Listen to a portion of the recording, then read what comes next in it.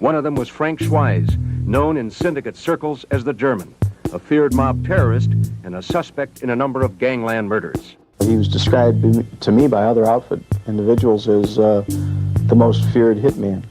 And as he said to me, my reputation precedes me, son.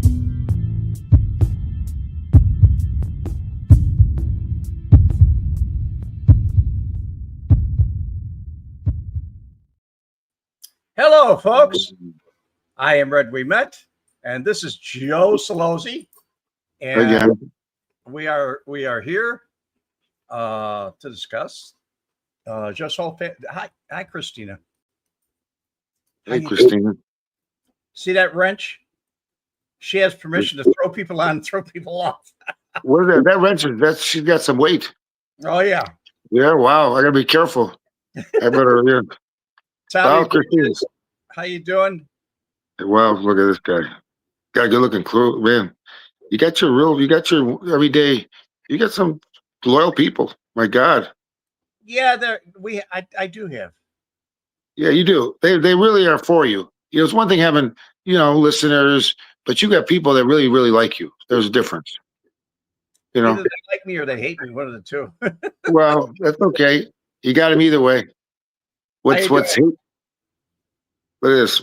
What name is the movie? The movie is November 1963. It was 2 days 63, but it's November, and they finished wrapping it last week, as you all know. I don't know if you know.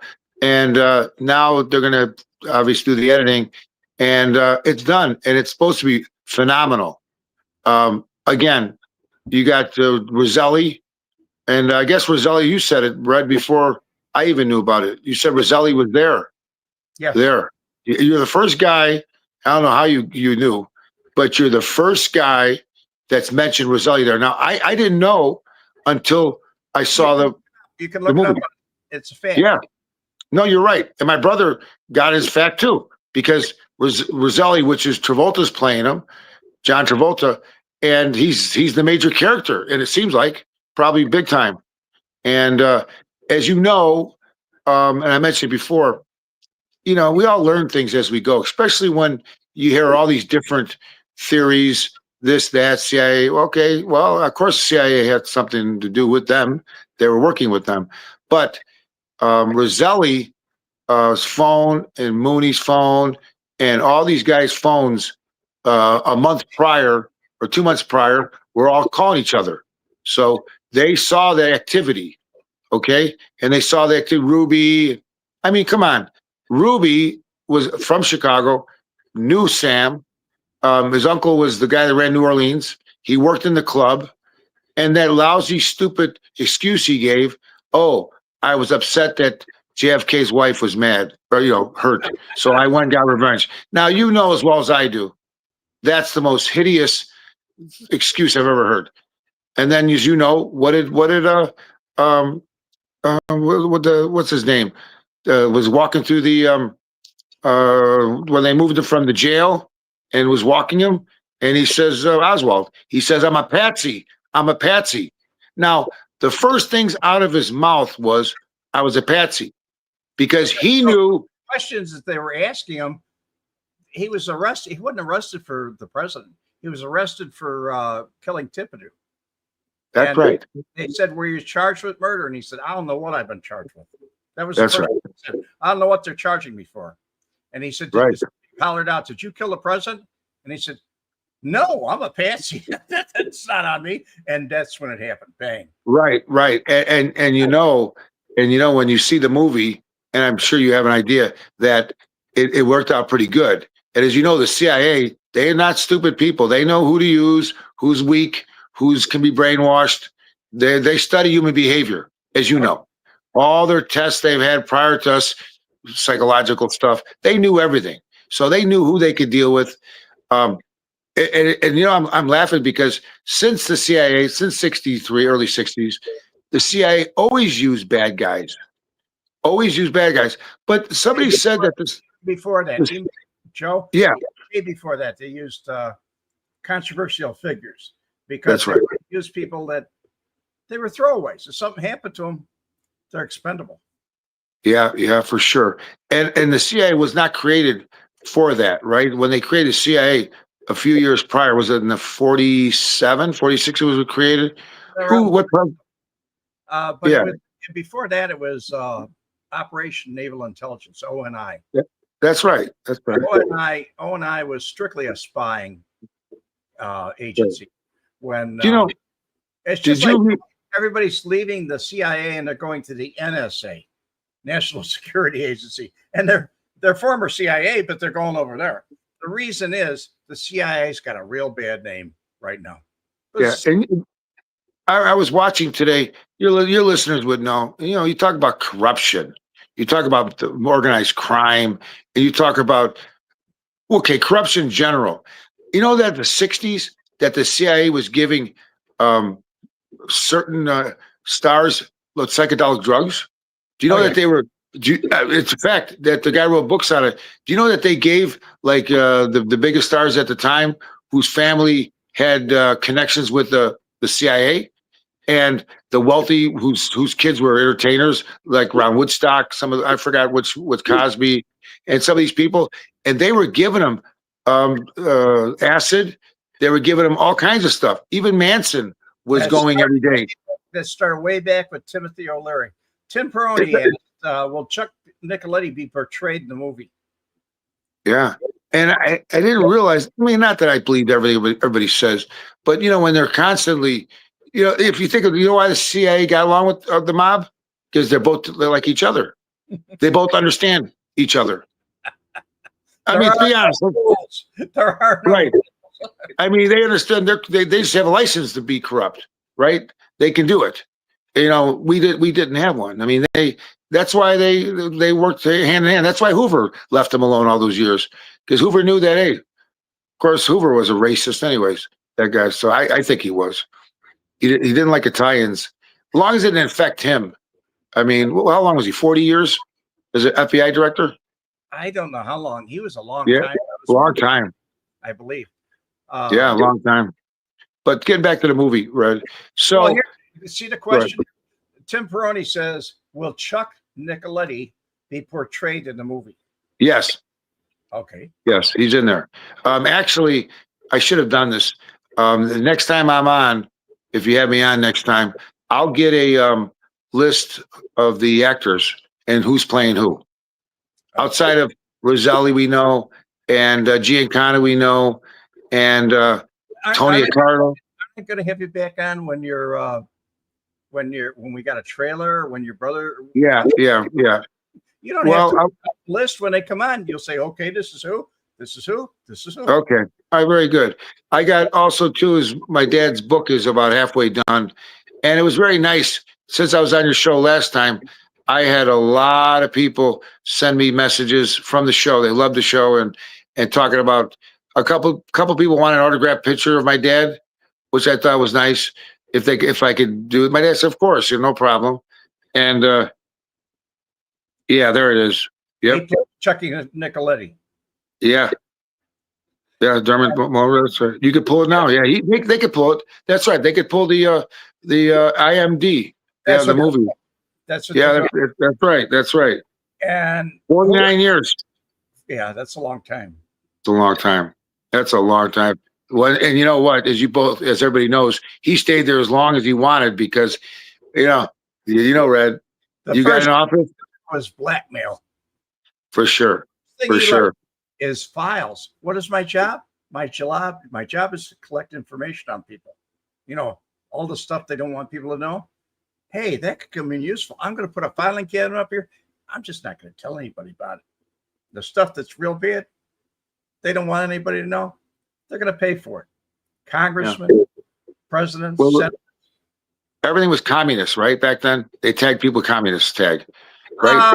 That was a big hoax too. That was a big Right, hoax. right. But that got them to smear people back then in politics. A big So- problem with that was there were people like we have today. We have the Communist Party for a ticket to vote on. It's the Communist Party. If you look, you can vote in the Communist primary.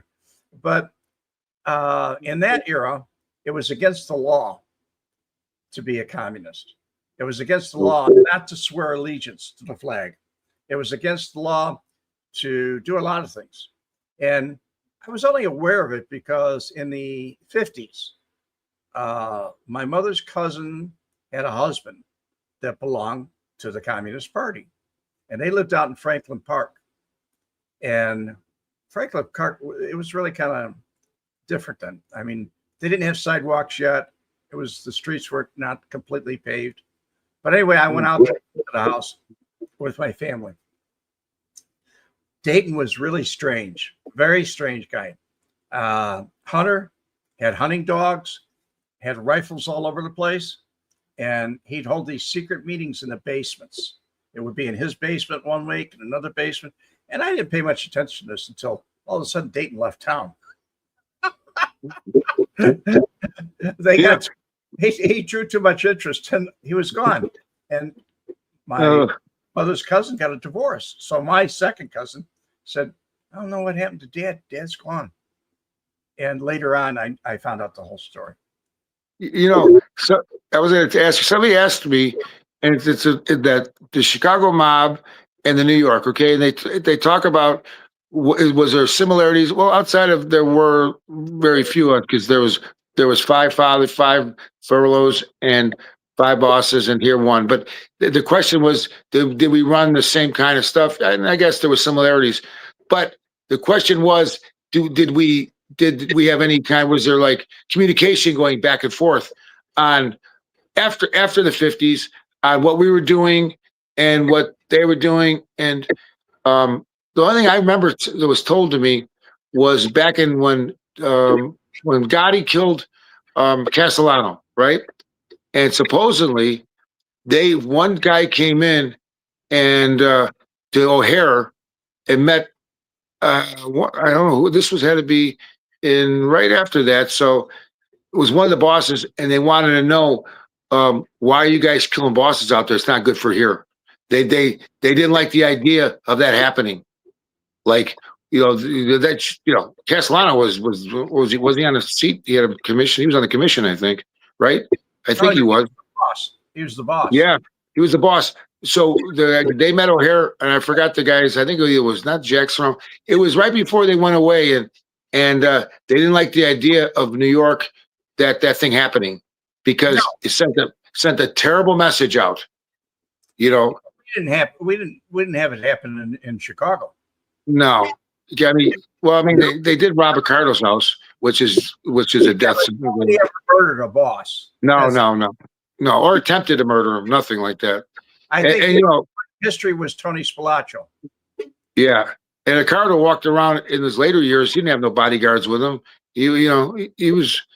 I mean, he golfed at the Brooklyn Country Club with just about 3 times a week with Cerrone, with Jack, and he didn't have either, and he was a boss at one time. Right. So I mean, I don't know if like, was it like that out there? I never saw that kind of like. I mean, you got your right hand man. I guess that's your bodyguards. Right? Insurrection. You don't have an insurrection in Chicago. Right. Do you think there are more? Do you remember? Go ahead. Cerrone got his. He was at Marina City, and he got his car stolen by the hikers. Yeah, that's right. Yeah. I told you what he said to me. I don't know if some of your listeners heard. It was at the Italian American Sports Hall of Fame dinner. Actually, it was at the Boxing Hall of Fame. The first one was the Italian American Boxing, right? And Rocky Marciano's wife was there, and they had like about 5 ex-world champions, right? And I believe that was the first one that George Randazzo did. I went there, and I remember I was in high school.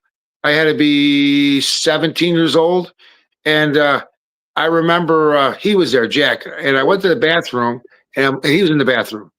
So we're coming out of the bathroom. He knew. I mean, I met him. I was a kid, and he says, "Hey, tell your dad." Now he was drunk, He says, "Tell your dad stop wearing those suits, those shiny suits." And I'm going, okay. On TV, he says, "Giving us Italians a bad name." And I'm listening to him. He's got the leisure suit on back then. Those leisure suits. He had a leisure suit on, and I'm laughing. As I didn't tell my dad, but he was telling me, "I'm going to dress differently." That had to be in the 70s. 70s, yeah. That was 1977 but I remember, See, but I remember he had that bald head. He looked like, to me, he looked mean. I mean, I'm a little kid. I got like a little shaken by him, like the way he looked. I just felt that you know, and I'm a high school kid. He's trying to talk about my dad's suits out of nowhere. You know, we're just walking out of the bathroom, and he's talking about my dad's suits on TV. And I says, well, that's his outfit. That's his stage stuff. You know, he wears those kind of suits on TV. Does he wear them outside TV? Sort of, but the downer ones. But they're all made for flash. You know, you open the inside out, it matches the shirt and tie, an handkerchief, right? So the tie matches the inside of the thing. The lining. Right, a lining. Right. And he had the he used to have it made a little bigger, or a little. He used to leave cloth in there. So when I wanted to wear a suit, I could make his suits bigger for me. You know, here. So I did let him out the length, and I don't want to wear it. That's an old man's suit. That wasn't for me. But I did try it out back then. You know, and the guy that made the suits, he made it for all the wise guys. Di Bartolo on Wall Street. He was there for 50 years. And you go in there, he shows you cloth, you pick out the colors, you know. He used to make suits. Used to make what? Macho suits. Oh yeah, probably, yeah. Made him out of shark skin. He had those shark skin suits in the 70s. Yeah. And Michael wore the different kind of jackets. But you know, I think he I mean, his suits, he reminded me of the old man a little bit. It was the clothes they wore. My dad kept with the same style from the 70s, I think. He might have changed the way they looked, because I'm looking at the commercials now. His last commercial was done in 2015 for DuPage Jeep. He's shooting threes, Red, basketball. They show him shooting threes, but he's not really. And then the other commercial, he's hitting a baseball. That was another commercial. Swinging at a ball for DuPage Jeep. They wrote that. Adam says hi from Mob Vlog.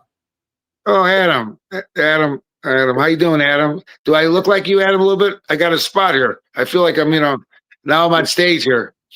No, Adam's got well, I started watching you because of you and Adam.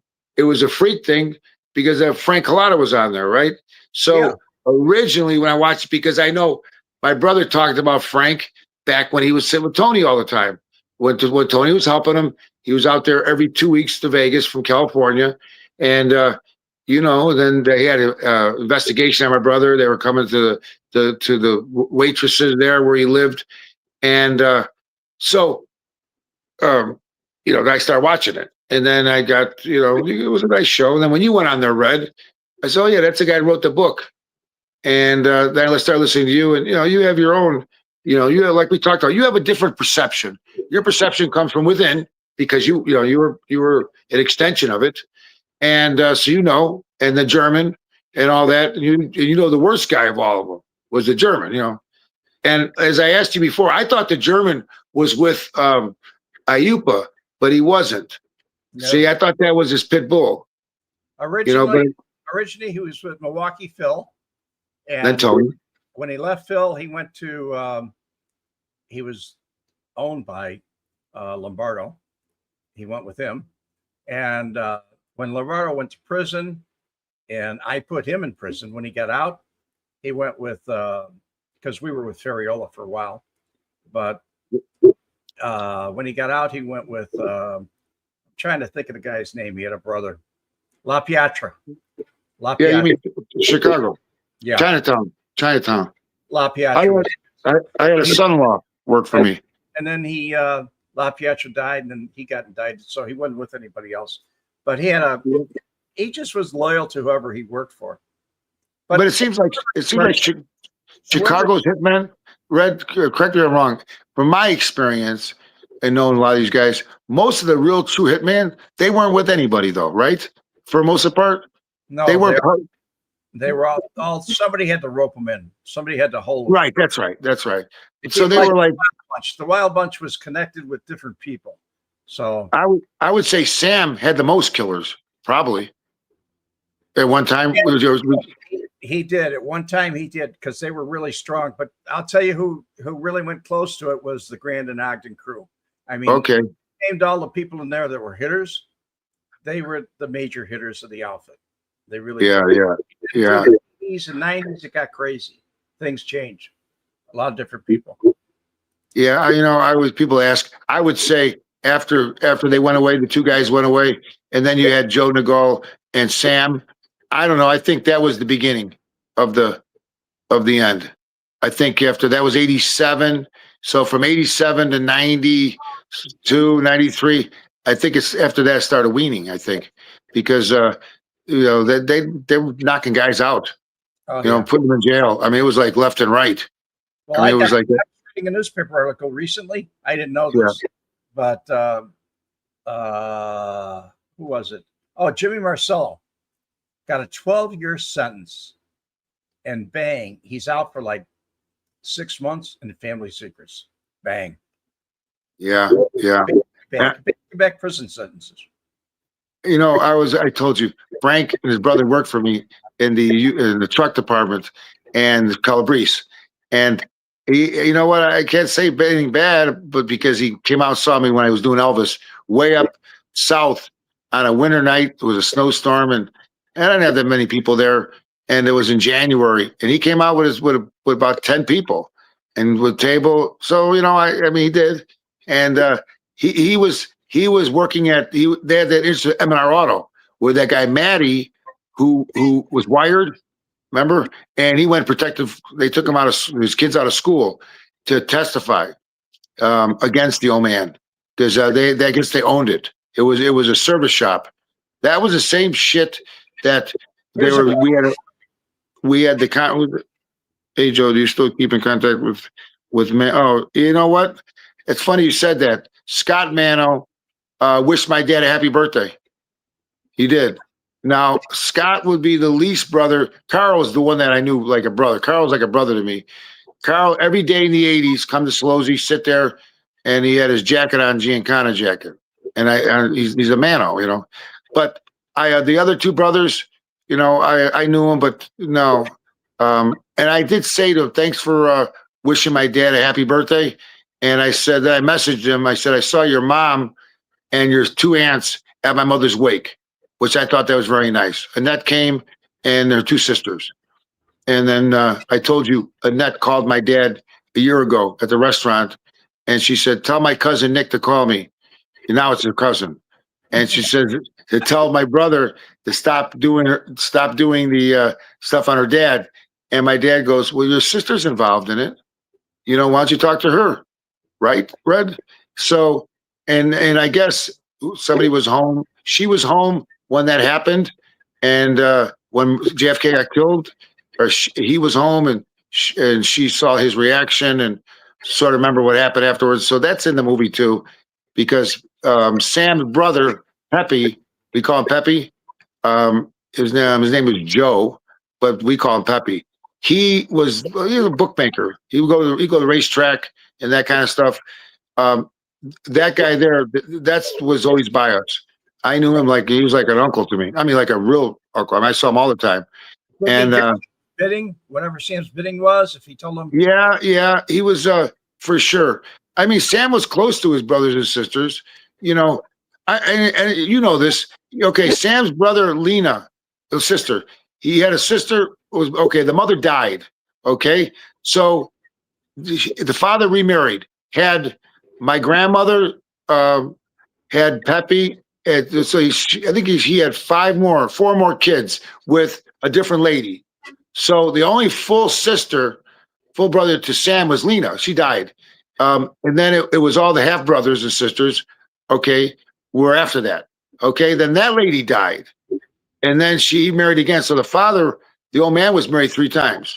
Okay, I believe. So, but they were raised together, they're all around. Wasn't Annette or Antoinette part of the first marriage? She had a sister, just 2 of them. Hold on, let me think this out for a second. Yeah, Annette's 2 sisters. She has 2 sisters, Francine and another one. That's one of the sisters my brother's with. Production of this movie. That's right. Mano. Bonnie and Francine. That's it. That's it. So it's Francine is the one's with Nikki, and so that's right. So that's my mother's. They're my mother's first cousin. Okay, so and yeah, so that's the other ones. So Pepe is Mooney's youngest brother, half brother. You want to call it a brother, whatever you want to say. Because I ran my Ancestry, and they're on there. Giancana. Their name was Giancarlo. Carla was it's how they spelled it originally. It was not Giancana, Giancarlo, RLO at the end. That goes up to the great father. So up there from Sicily. So I saw how it changed through the ancestry, you know, like how it came down. And my grandma's, Mary, my mother's mother was Sam's sister, Mary. She married my grandfather. She took her maiden name. My grandfather's real name was Del Bono. They did not use the name. It should be Faraggia. So it was weird. And for some reason, his brothers were from Kansas City, and two of them got deported, sent back to Italy. They were wise guys. And I think, if I had imagined, maybe he set them up, the two. Yeah. Because my grandma was in her 20s, like middle 20s, which was late to get married back then. And my grandfather was in his 30s. If you didn't marry by 18 or 19, you were left over. Right. And I think he was the good son, she married the good guy. But he was not part of any of that stuff. So then she had children. So as far as that relationship, my mother and they were together, because I remember growing up in the 70s and whatever age she was by. I mean, I'd seen her, you know. My young childhood was strictly, I would hear things. There was no social media, right? And you got nothing. Up here for you. Big Mo wants to know, hey, what's the name of the movie and where can we watch it? Explain. All right, Big Mo. Okay, it's November 63. I will know within the next month who's going to buy it. If you think it'll probably be streamed, I don't know. It'll be a movie theater. That's good. This might be streamed. I don't know. Right now, well, there's not much going to the theaters. Yeah, Travolta. Because Travolta's in it, there's a good chance it's going to go, you know, obviously. You know, that name alone, you know, and the other two guys. We don't know. We don't really know. We don't know. But it will be released. His brother doesn't know yet. No, but it will be released. It won't go in a can and sit, and you'll see it on Showtime in 3 years. No, it's going to come out. We will let you know, Big Mo, when the time comes. When we know something, you'll know something. Yeah, Big Mo. I told you guys last week. I told Red, and I promised Red, when I get some information, or as far as when releases and any kind of trailer, Red will get it first, of course. So he'll know probably at the same time, or maybe obviously before, but you'll get the jump on it. Let's say this. And then, they're doing the Tony Spilotro. I think he's doing Legitimate Wise Guy is going to be after this, about the mob, Tony, and this other guy of the relationship in California, movies, the union out there, and his relationship to my brother, of him helping my brother in Hollywood via Bob Conrad, the actor. Been a while since a mob movie came out. What's that? Scott H said it, and it's true. It's been a while since a mob movie came out. That's true. And the good thing about this is all based on my brother, based on our life. So this has got a how do you say, more of a personal, It's got a personal touch to it. Yeah. I'm not. It's not like I'm jumping up and down.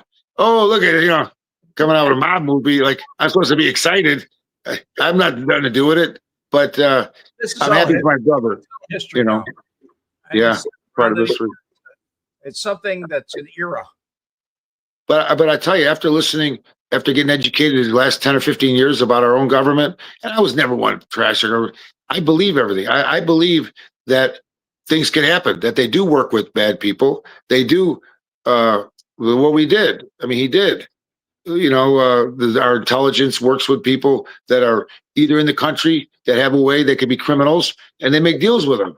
Happens every day. you know, and then usually they turn on them. They don't care what they do.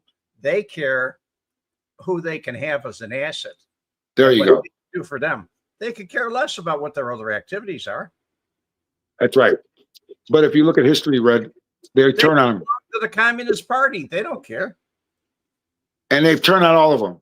Every time they use one of them, I don't care if it's Arabs, whoever they are, eventually they turn on them. It's just the way it goes. It's the way we go. But you know, but yeah, we get back to the movie. So I think, and you said it, the guy looks like Sam, and you like we talked about. The mob history is like cowboys and Indians. Well, yeah, that's true. There's myths and there's reality. You know, there's legendary. Yeah, it's funny because I think Sam Giancana, I mean, he was big, but I think in the last 20 years, Red, would you say since all this stuff's come out, he's gotten a big push as far as notoriety? Very much so. Right? Yeah, because you don't hear about Ayupa. You don't hear about any of your Cardo, no movies. The anniversary of his murder, and he was murdered. Yeah. Everybody pops out of the woodwork saying, "Oh, I know about it. Oh, I know about it. I know about it." It's all theories. Nobody knows, and nobody will ever know. Nobody will ever know. But we have our theories, and some of them are good, educated guesses. But you watch the movie, though. I'm telling you, from what my feelings is and what I heard, and it's not like I heard. I'm not there, so. But from my gut feeling and the conversations I've had, and watching what we've learned in the last 5 or 10 years, and listening to everything, I would say his portrait is going to be the closest thing to reality. There's not a lot of guessing here. It's pretty much based on what he got and who he talked to and people's reaction, Sam's reaction back then, at firsthand, what happened when that happened. So I would, you know, if it's circumstantial, if you look at it that way, yeah, it makes sense. So I think you're going to walk away with a real good understanding. Again, I didn't know Roselli I knew he was involved in it, but I didn't know that he was there. You said it to me. You said it, and you're right. You're right, 100%. And I've been saying that since 1978. 1970. A question: how did you know about that? I never knew that. I was talking to different FBI agents that knew, and they knew about it. So the question is, why was he down there? Why was he down there? There you go. That should tell you right there. Nobody really knows except the people that were involved. There's kind of like a need to know. But there was but guess what?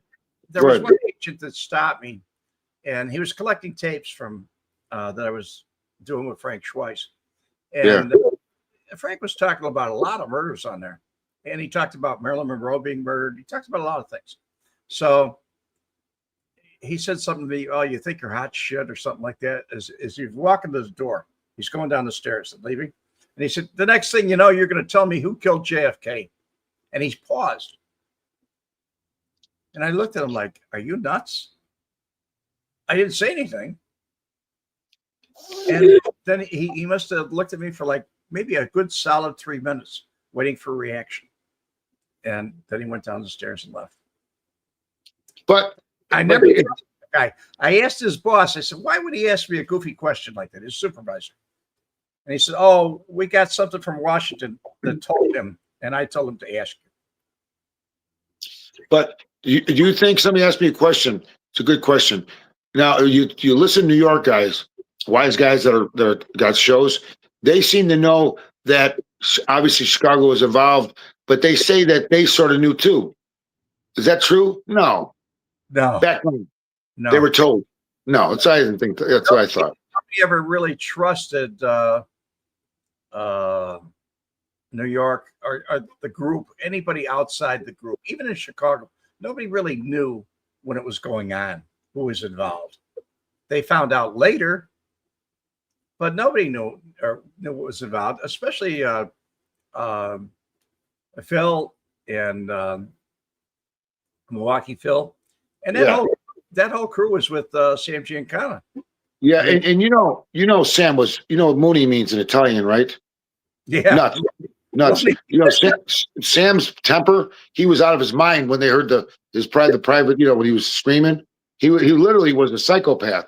They say the way when he got mad, he would lose his mind.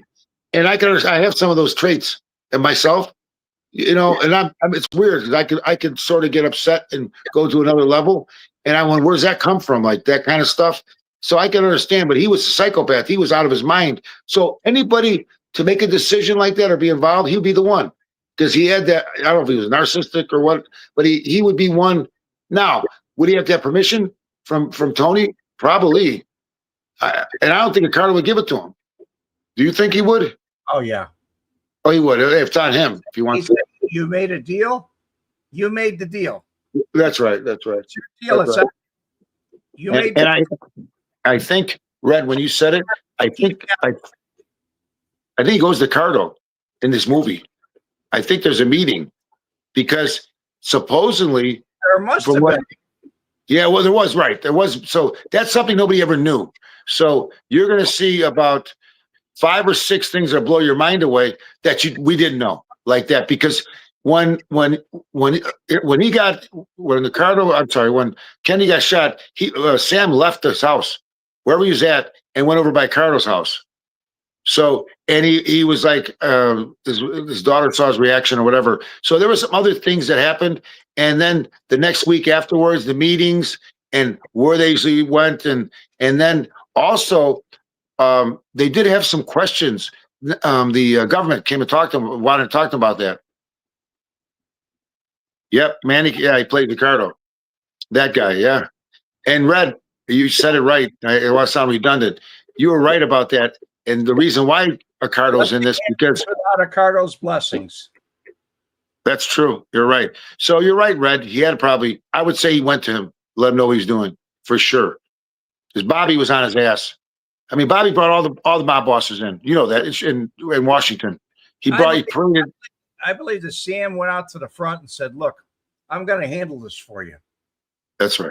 I'm gonna. And this guy has gone crazy. I mean, Romer, the FBI, everybody's gone crazy. They're all over us. They got tails on us. They're illegally tapping our phones. That's right. I'm just gonna go off on him, and he did.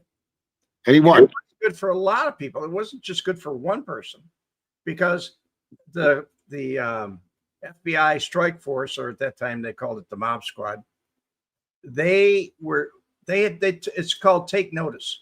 Now you can't do this to us. Not just one person, any person like us, because they knew other lawsuits would follow up. Well, you know, they when they followed him, they were right behind him, like 3 steps behind him. So he sued for that, but they call it the rule. They have to be how many feet, right? Yeah. I've got an emergency alert. Hold on 1 second. Get rid of this tornado. No, I won't. I got rid of it. But yeah, so he did win. I win on that. But you know, and everybody knows that he had Phyllis McGuire's her place bugged. The CIA bugged it. He wanted, because he thought she was cheating with Dan Rowan from Rowan and Martin, the comedian, right? And now, what mob boss gets the government to fucking tap a girl that you're dating? That's crazy. Think about that for a second. It's called one hand washes the other one. I know, but that's pretty. And then what happened? They got caught doing it. Somebody from and then that's how Bobby found out, supposedly. Because Marilyn Monroe, same thing. They all had CIA had a tap on her, FBI had a tap on her, Sam Giancana had a tap on her. Yeah. Hollywood, a lot of people had a tap on her. But Rowan was allegedly having an affair with McGuire. She knew him. So she was banging Elvis too. She knew him from business, from entertaining, and right. Sam was utterly jealous about it, and he said, "No, I'm going to find out, because if that guy is doing anything, I'll clip him. I'll clip him." Yeah, that's true. That's true. But I just like the fact that he had them do it. It's one thing about getting a local cop to do it, right? You know, a guy that works for security does it. Yeah, John. Yeah, he played Sugar Time. He did a good job, and that was who's was that? That was Phyllis McGuire's about her and him. I Sugar don't Time. know. I don't know. Yeah, yeah. It was a great movie. It was about Phyllis McGuire. She was Sugar Time. It was like a decade ago, or better than a decade. I saw the movie. Yeah, and the one movie was it Mafia Princess when Annette's in the movie. She's at the remember she does a cameo. Did you know that? Yeah, I Red? remember too. Yeah, she's at. I think it was a church scene or something. She's in the church. I don't know whatever, but they show her in the movie. Joe, think no disrespect, but I got to tell you something. Way back when, I was walking through Lincoln Park one day, and I think it was Dick Hoyt approached me from the Grand Avenue crew, and Dick said to me, he was a big man, a huge man, but he said to me, he said, that Goofy, she wrote this book, and it's supposed to be a tell-all. And I said, what is it? And he said, Mafia Princess. And he had a copy of it. And we were walking along the lakefront in Lincoln Park. And he took the book and threw it out in the water. And was that before Playboy Centerfold? Because she did the centerfold for Playboy. That was way before then. Yeah, yeah. This had to be in 1972. 72. Oh, okay. Yeah. A long time. But he said, she's nuts. She was institutionalized twice. Her father put her in institution twice. Once a divorce. He made a fine arranged marriage for her. She didn't work out with the guy at all. They got divorced. And then this is what I was told. So when you're told somebody's wacky, you kind of stay away from anybody around them because you don't want to offend their brother or their son or anybody that's in that family. Yeah. I don't want to say anything because she's still alive, but I think she probably watches your show. And I'm just saying what people said. I don't believe No. But I just didn't want to have any part of it because it's what I was told. Yeah, you're pretty right. Well, as you know, the father, the husband's mother raised those kids, her sons, and then he died of a heart attack. I didn't know that. Yeah, the grandmother basically raised them because she was in other. I don't want to badmouth her because it's my mother's cousin, it's my second cousin, but I don't think she has nice things to say about me or my brother. I mean, at times, she called it on the radio station. Nikki's on there. Wasn't too far long ago, and she says, "Why are you doing this on my dad?" Yelling at my brother on the radio, on a talk show. And she goes, "Why don't you worry about your dealerships?" Yeah. And not worry about, my dad. Something like that, So I don't know. Well, she also made an appearance, and this is just a fact. She made an appearance at the Dirksen building during. I saw that. I saw it on the news, and they stopped her and they asked her because she was there, and she's, I think he was innocent. Rockwell police. Crazy. In police. When they sentence in police. Yeah. And what is she doing there? They weren't part of it. Well, wait a minute. So yeah, the IUPA Cicero crew came all the way down from IUPA to Joe Nagal to Rockwell Police to so that's where that came from. That same, the bookmaking and video games and shit. There was Milwaukee Phil. Yeah. And there was Lombardo. Yeah. But that crew is a big crew. Cicero crew, IUPA, Carlisi, those guys, that was a strong crew. That was the powerhouse. That was the powerhouse.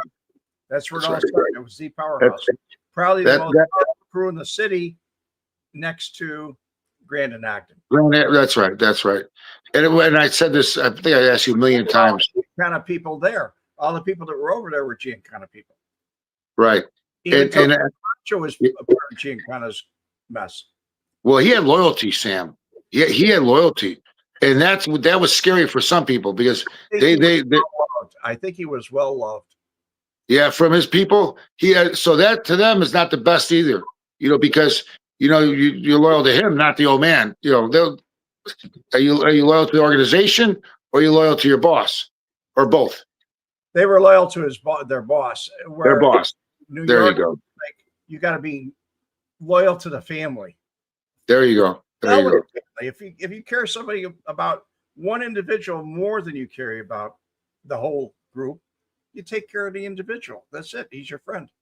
And Red, you know, the biggest downfall of New York was the families fighting each other, the wars. They wasted more time with each other. Right. We didn't have that here. It was terrible. Right. So people lost their lives, the greed out there. And you know, it was so many people. So if you think about it, how many big wars were out there? A lot. A lot of people died. Stopped. The Banana War never stopped. Never stopped. You know, what do we have? If you killed those two guys got killed in an area without permission, they died. You robbed car. I mean, our organization here was pretty cut and dry. You know, pretty cut and dry. We never had a crew boss murdered that I know of. Yeah. You know what we had? Did you know? You probably know this already. Maybe your listeners don't. I might mention it. Do you know that at one time the FBI used to go to the wives, used to go to family members and talk trash. Look at your husband with this picture of their girlfriend, and they would try to disrupt your personal life. Well, what happened was then they got word that we were going to start calling. We start calling their wife, FBI. We start calling their home. So Romer, yeah, go ahead. This is not the FBI. This is all Bill Romer. Okay. Bill Romer started that. He'll start at all that crap. Okay. Well, Bill Romer says that he sent the message to Accardo that we'll make a deal. It's called family promise or whatever, that we won't ball bust your guys' homes, you know, like you go to your wives or whatever, and you don't bother our relatives, and we'll make a peace. And he did. He said the old man, Accardo, lived to that. He said, grudgingly, he said a lot of respect for him, for Tony Accardo, Romer said. That was Bill Blassie, or excuse me, not Bill Blassie. I'm thinking Bill Blassie. Bill Romer. No. What was Blassie's name? He worked. I know you're talking about. Yeah, what the hell? Butch. He went to the Camel. Humphreys. He went to the Camel.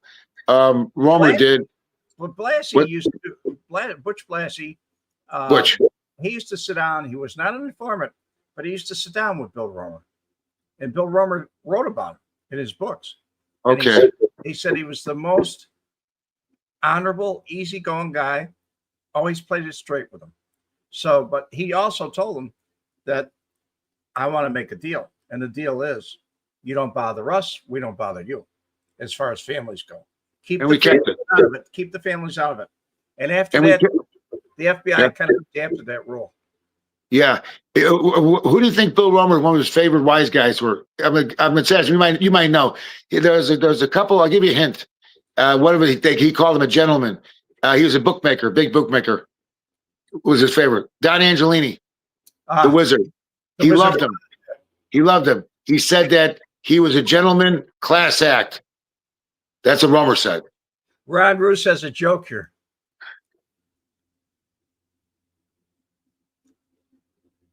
If Al DiRiso started a music group in Wisconsin, it would be called the Milwaukee Philharmonic. Oh my God, that's good. I like that. That's good. That's good. And you know, when you see would you say that the family tree, the tree in Chicago, how the FBI had it, who was the boss? Now I'm not talking about the recent one. I'm talking about, let's say, the 70s. Let's say 60s and 70s. Let's just say the 70s. Would you say it was pretty close to what they said? They had the boss, the underboss, and then the crews. Who was in charge of the crews? And then would you say? I know you've seen those. Was that pretty close? The ones that I saw that the FBI showed me, were accurate. The ones that newspapers got, I can't say they were so accurate because I don't know who drew them. But they had some of the same names, but they had some other names. They were just there were things that weren't right. They had soldiers. They had all these soldiers in there, and then they had associates on the bottom of the soldiers. And the crews that I know are the ones out DuPage. You know, you had the Don Pertina and Joe Nagol and Angelini, the bookmaking and the video games, and then you had Calabrese with the book with the money, you know, the loaning shark money. And then you had, you know, each guy had their little tiff. You had the union, that deal, but they all had their little game, you know, their little income, whatever there was, you know, whatever they generated. You know, they all, I guess, they all gambling to a point, and then you see that.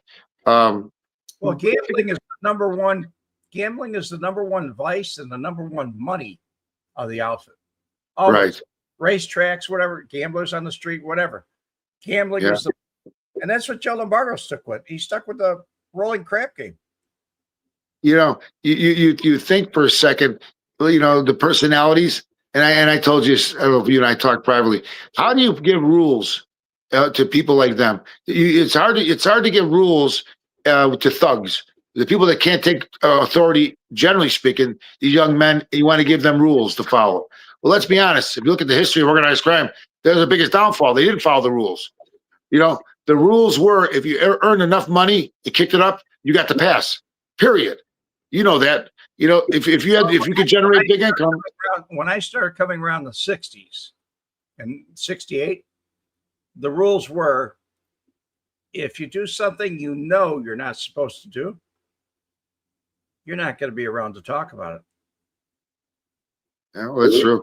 It was with an iron hand that everybody ruled. Well, look at Tony Splatro banging the girl, Rosie's wife. Did he think they'd be dead? So that's way in the 80s, man. Everybody got sloppy. A lot of things happened. Okay. What about the Canito murder?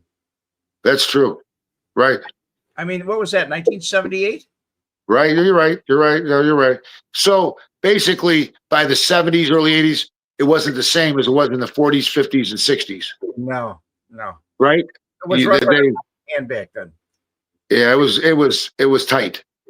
You know, they said, you would know this. They said if you had like a strip club, or if you had a massage parlor or whatever, or a bookmaking joint, and they came to you and said, okay, here's the deal.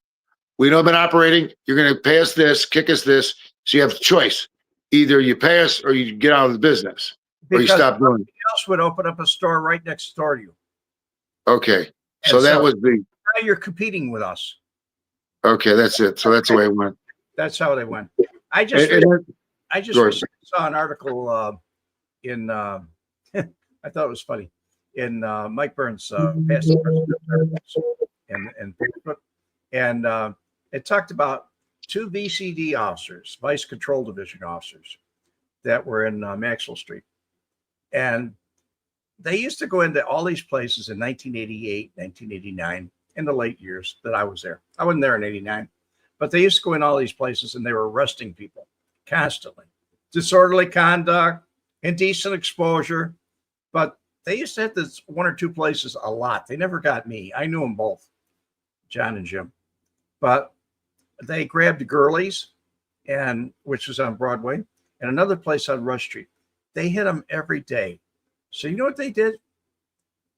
They took the people that were there, went to Lieutenant Green. He was in charge of licensing, and put their business license in the cops' names to get back at them. Wow. They couldn't figure it out. They were making arrests on themselves. And by the time they made the arrests and it went to court and they pulled the license out, whoa, it's an Officer so-and-so's name. They suspended him. And I call that payback. I mean, it was good because a lot of times they weren't bona fide arrests. They just go and say, we got to pinch a couple people there. You know, I was reading. That's wild. I was reading the when Mooney was the boss. Those years that he was the boss and prior, that he generated so much income for Tony Carter. I mean, the best ever from all the vices, and that's what they say. It was like a machine. He was, and that's what I mean. I don't know if he started Vegas or whatever. Say that again. Why do you think he left him in charge that long? Right.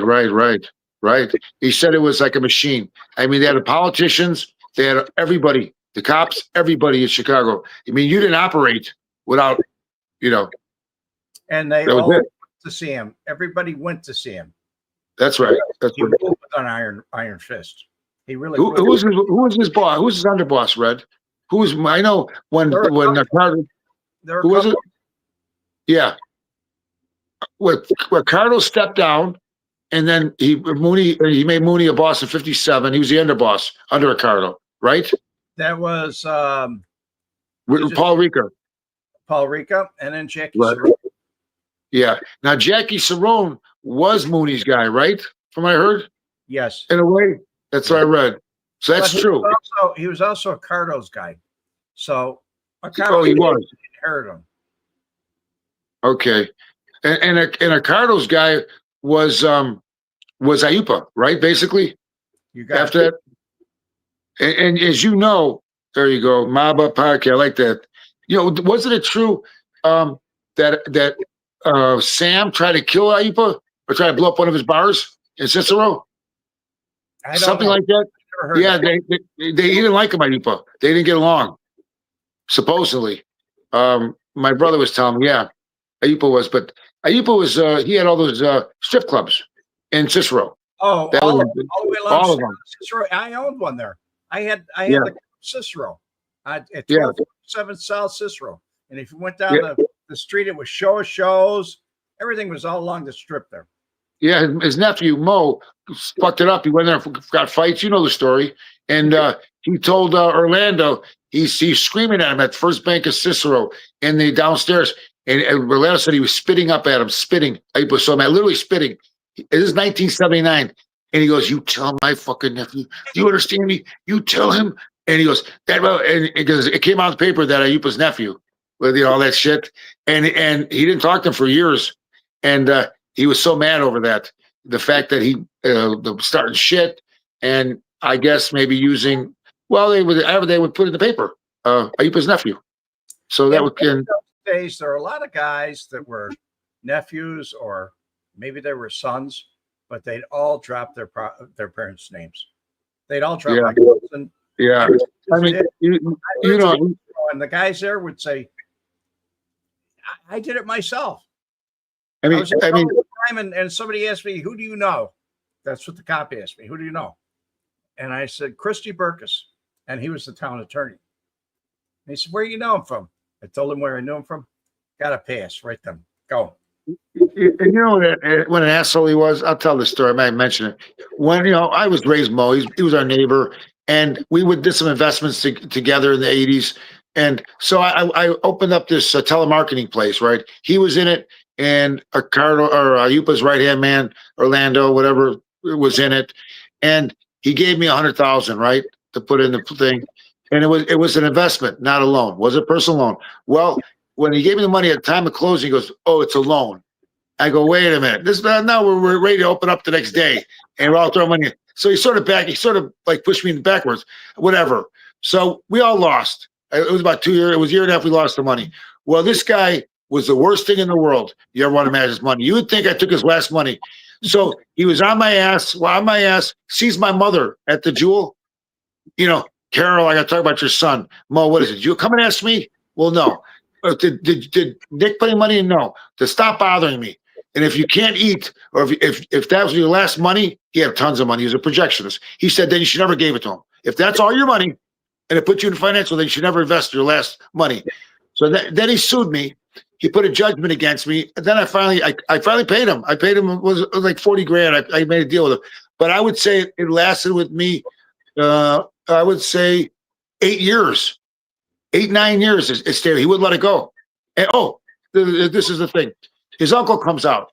Ayupa comes out of the joint, right? He did his 10 years, and that's when he got to be picked him up. And he was driving around.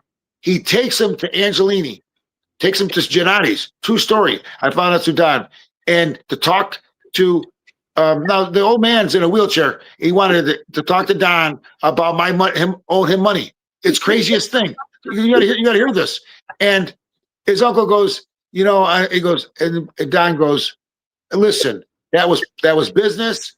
It was not personal. He knows all about it because his son's a lawyer. He handled my suit, so he sort of knew, And he goes, "Okay, I'm sorry, Don, to bother you. No problem." He said, "I'll talk to him." Well, when Mo found out his uncle, he got the door closed on him. He got mad at me. He goes, "What the fuck?" Meanwhile, we're still talking and everything. I said, "Why are you taking your uncle in a wheelchair? Who died 6 months later to over there?" "No, I took it for lunch and to see Don. It was just a friendly thing." And yeah, he's asking about me, right? And remember, I was raised with him since I was 5, 6 years old. This guy's like, I'm literally, we're tight. And that was the worst thing in the world for me to do. The worst thing that I ever did with him, because I couldn't sleep at night. Not that I was afraid of him. It was, and I think that's when the FBI came to my house. This is true. And I asked them if I was a target. They said no. They said, we have to let you know that there's a contract on your life. Swear to God, Red. I swear on my mother's soul. She says, they said $25,000. And I go, that's it? And he goes, it's not funny. And I go, we're supposed to tell you. I think it was Mo. I think Mo was talking to those people, and the ball bust. He told them, yeah, for sure. It was right around at the end of that time. It was them. What contract on my life? I didn't do anything to deserve a contract. Come on. Do you want to pick next Monday? Yeah, for sure. Okay, for let's sure. Next Monday, because we've been on an hour already. Oh my God. Okay. Well, I appreciate it. And I'm going to find out some more information on the movie. Plus, we're going to talk about my dad's book too, about the relationship with car dealers and organized crime and with relationships, about the others. So I got some interesting stories, what the perception of an Italian car dealer back then, You're not one of those, are you? Businessman. Hey, you're not one of those. Businessman. All right. Well, appreciate your listeners. You guys got to follow Red. Red is the best. Let me tell you about Red. Look how fast it went. This is the fastest time we ever talked, you and I. And I'm gonna bring some. I found some interesting artifacts, so I'll show those next week. But outside of that, I appreciate it. I thank you for having me on, and I hope we have a good time next week. Guys, I'll see you next Monday. And to meet you again, may God bless you. Adios. Take care. Chicago, one of the biggest mafia trials in years began today. 18 murders committed decades ago. The trial's opening a window to the glory days of a fast-fading Chicago mob. And the name says it all. The Family Secrets Trial.